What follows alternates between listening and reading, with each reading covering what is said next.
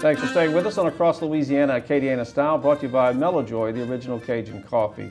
One of the most exciting things we did last year was participate in INNOV8, an 8-day technological festival, for lack of a better word, and it's coming back. We're so pleased to be joined by Pete Prados. Hello, Pete. How are you? Doing great, Jason. Okay, so Todd Parks, the Chief Technology Officer of the U.S., called us Silicon Bayou and really loved being down here last year. Right. He said it's one of the best places in America to have innovation mojo, and it definitely is.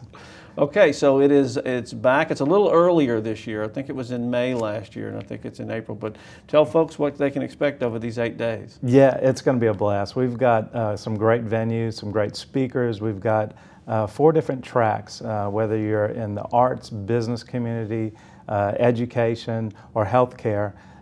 We've got a lot of speakers, we've got venues, we've got events that is going to just be very educational and a lot of fun for people to come out and see. Okay, well, let's start with your part of it. I know your day job is with InVenture Works, and I think y'all will be doing some do your pitch and get funded sort of things, huh? Right, yeah, we kind of bridge the gap between innovators and investors and do like a Shark Tank pitch event, and that's going to be one of the many events that's going to be that week. Like you said, Todd Parks is going to come back, and they're going to have the Code Fest. We're going to have eye-openers, which are going to be all throughout the technology park by LEDA and Light Center, Acadiana Center for Arts, really all throughout UL campus. Different venues everywhere will have great events that whole week. So in your venue, how much money's at stake, you know, for folks trying to get started up in a business? Yeah, well, for our venue, we've got $150,000 right now pledged. And it's going to be 5 people will pitch their ideas in front of a live cheering audience, and hopefully many of them will get funding that night. And even if they don't get funding, they're going to learn what it's going to take to get funding, I would assume. I mean, this is like a reality panel of here's what you're missing. That's that right. Sort of thing. That's right. And a lot of them are in process. So even if they don't get accepted for that night, we'll still work with them throughout the year and try to get funding as well.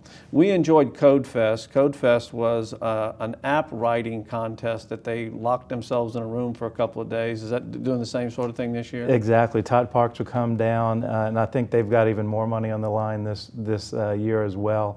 And it's great. I mean, think about this area. We're actually going to try to solve medical problems throughout the United States right here in Acadiana. So coders are going to come from around the country and even around the world. They converge in Lafayette that week, and they're going to actually write applications to help save lives, which is incredible. You know, Bill, one of the things that I liked about, Pete, excuse me, about the event was you've got certain people who've got the technical aspect, you've got the idea people, and you've got the business people, and they're all included in this 8-day event. That's right. And you know, we don't even think about technology necessarily as being for education or being for the arts as well. And so this is a really good convergence of business and arts along with technology. You don't have to just have a widget to be an innovator. It can be anything, and that's what the Innovation Awards are going to be for. We're going to celebrate innovators from around this region, around Acadiana, the 8-parish area, and then reward those innovators for what they've done in 2012.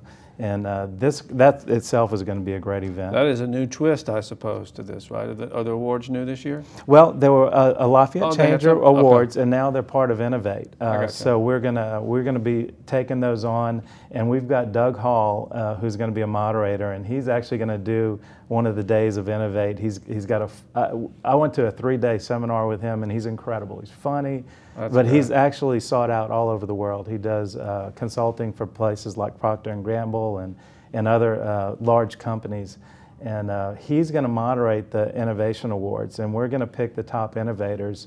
And that we have a deadline for, which is March 15th. Okay. And so we're really looking for nominees that are innovators in this area to showcase. Well, give your website, because we've run out of time, so people can get everything they want to know. Where? They can go to INNOV8 Lafayette, that's with the 8, INNOV8Lafayette.com, and they'll get all the information they need. They can recommend somebody that's an innovator, and they can be a friend of INNOV8, be privy to some special events, and we'd love to have everybody come visit us. All right, we'll be back. Thank you. We're going to come to the event.